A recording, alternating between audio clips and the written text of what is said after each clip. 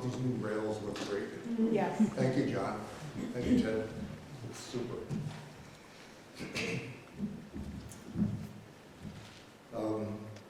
I was saying to Doretta before the service today, in another life, I'm remembering this this reading this morning, and I don't know where I heard it, but it's felt like I'm repeating something that I've done just recently. Anyway, Exodus 3 chapters, verses 1 through 15. Moses was keeping the flock of his father-in-law Jethro, the priest of Midian. He led his flock beyond the wilderness and came to Horeb, the mountain of God. There the angel of the Lord appeared to him in a flame of fire out of a bush. He looked, and the bush was blazing, and yet it was not consumed. Then Moses said, I must turn aside and look at this great sight, and see why the bush is not burned up. When the Lord saw that he had turned aside to see, God called out to him from the bush, Moses, Moses. And he said, Here I am.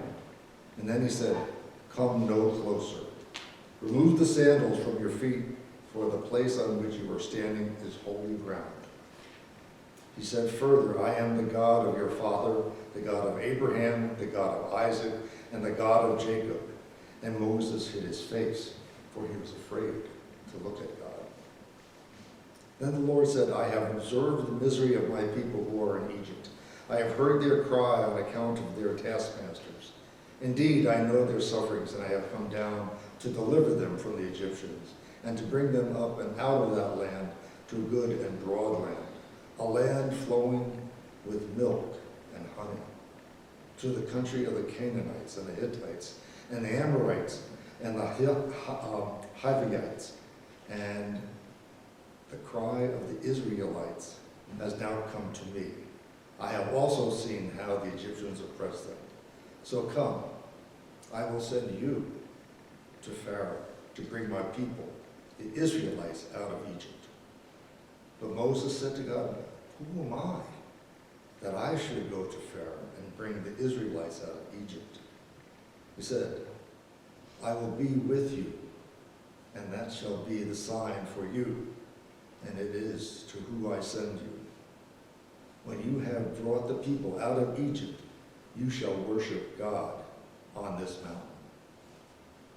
But Moses said to God, If I come to the Israelites and say to them, The God of your ancestors has sent me to you, and they ask me, What is his name? What shall I tell them? And God said to Moses, I am who I am. He said further, Thus you shall say to the Israelites, I am sent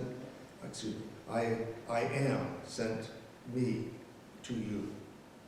God also said to Moses, Thus you shall say to the Israelites, The Lord, the God of your ancestors, the God of Abraham, the God of Isaac, and the God of Jacob, has sent me to you.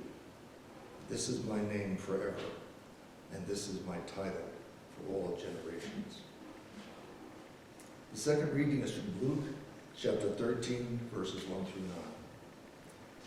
9. At this very time, there were some present who told Jesus about the Galileans, whose blood Pilate had mingled with their sacrifices.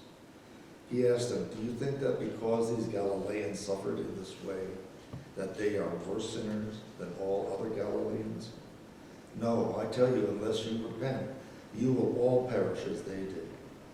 Or those 18 who were killed when the tower of Siloam fell on them, do you think that they were worse offenders than any of the others living in Jerusalem?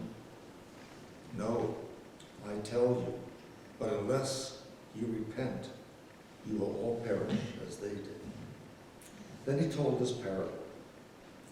A man had a fig tree planted in his vineyard, and he came looking for fruit on it and found none. So he said to the gardener, See here, for 3 years I have come looking for fruit on this fig tree, and still I find none. Cut it down. Why should it be wasting the soil? He replied, Sir, let it alone for 1 more year, until I dig around it and put manure on it. If it bears fruit next year, all is well and good. But if not, you can cut it down. So many